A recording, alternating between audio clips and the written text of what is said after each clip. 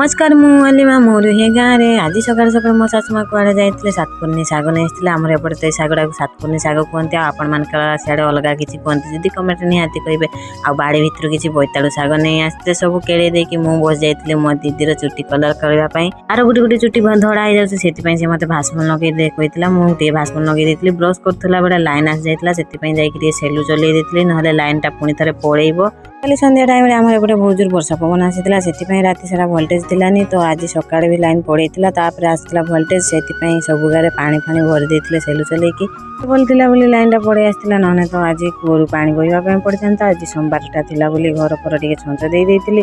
थिलानी जुगरू पानी पानी थिलानी से लेट छंच दवाई पड़ा लाइन आसला पानी पानी धरिकी घर आगे टे छंच दे देती छंच दिया सरला जाले गाधे गुधा चले आसते घर पूजा करदे